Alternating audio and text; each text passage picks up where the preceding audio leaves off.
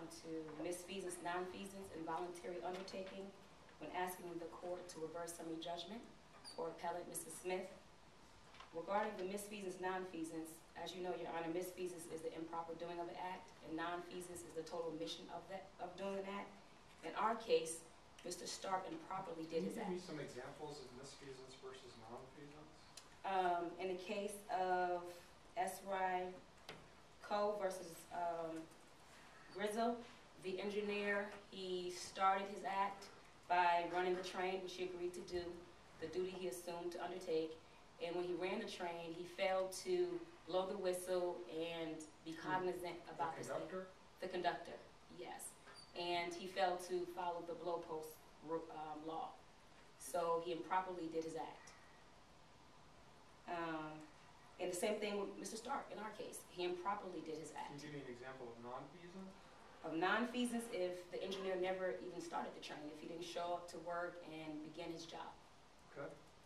So Mr. Stark showed up that night, 9 o'clock, began his job, and he improperly did his job by negligently not performing the 11 o'clock duty. So you're analogizing that to not blowing the train whistle? Absolutely. Yes, what about the appellant's argument that they were distinct and separate acts, and it should be an effective jury question as to whether or not it was one series of acts once the 9 o'clock patrol was started? It's one whole, because when he did perform his 9 o'clock patrols, he also performed 11. There was not another situation where he performed the 9 and did not perform the 11 according to our facts. So when he performed the 9 o'clock, through his actions, one can assume and is inferred that he was going to perform the 11 o'clock as well. Did he leave his room at 11 o'clock? He did not. That's where the negligent act came in at. He did not leave his room. He intended to perform. But isn't that nonfeasance? No, because it's misfeasance, because the 9, look at the totality of it. The 9 is connected with the 11. That was his nightly patrol that day. Well, where do you draw the line? I mean, if he did the 9 o'clock patrol on Saturday, does that mean it's just the 11 o'clock patrol he has to do in order to complete the act? Or does it, how long does it mean that once if he does the 9 o'clock on Saturday, he has to do the 9, 11 on Saturday and the 9 and 11 on Sunday? His actions determined what his responsibility or his agreement was. His agreement was when he was there, and if he did the 9, he did the 11. There's no facts that presented that he did the 9 and never did the 11, or right. But vice what versa. I'm trying to get clear on is where do you draw the line when the patrols stop so that it's not misfeasance but nonfeasance? At the end of the 11 o'clock patrol. So you're saying by the day? Yes. So in effect, it's like running the train once per day. Absolutely. Yes, Your Honor. I am troubled by your turning to the voluntary undertaking. What evidence is there that there was a clear undertaking by Stark to patrol the premises? Because it seems to me that it was the Residents Association's idea for him to patrol the premises, and that Hall just kind of jumped on board with it. But there was never any sort of formal agreement. Agreement could be written or oral, Your Honor, and he orally agreed. His actions put a stamp on it. His actions, over and over again, he patrolled on those particular nights, those particular times.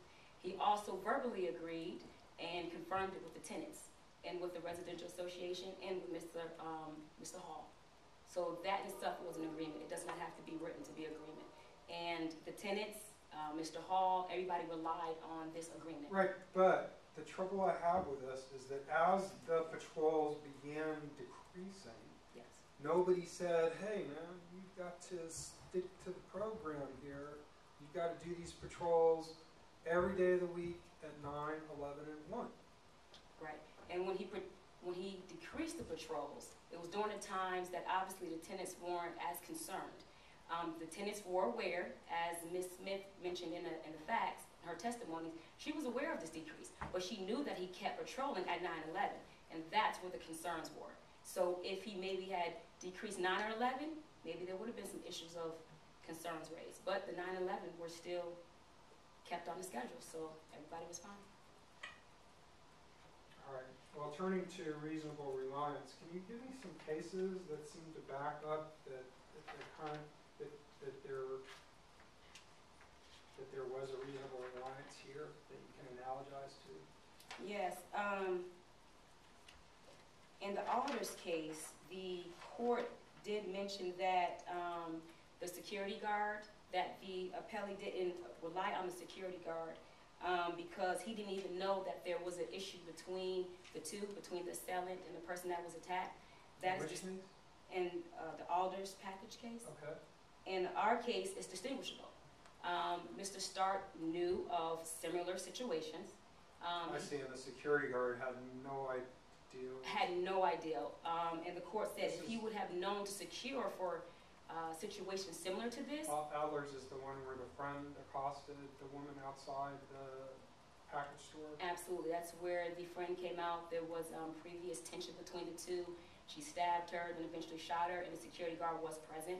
But the court said that if the security guard knew to secure her from similar situations, then it would have been a question to bring to the jury. But because he did not know this, there was no reliance. In our case, and she hadn't even. She didn't go in the store and say someone's stalking me. Absolutely. And in our case, Ms. Smith went to Mr. Stark, the RA, in similar situations where they asked for protection from. But did she call him to make sure he was doing his patrol that night, or to say, I've been at a football game and I'm coming home at 11 o'clock and I just want to make sure that you're going to be out there, or can you at least meet me and escort me into the building? No, that wasn't communicated for any tenants to do. So they just depended upon the letter that they received and the verbal agreement that they got from Mr. Starks. Now, if that was something that... Did the flyer specify times? No.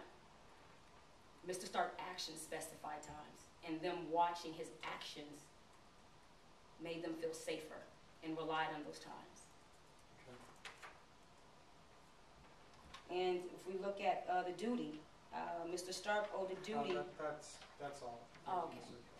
May I conclude, Your Honor? No, thank you.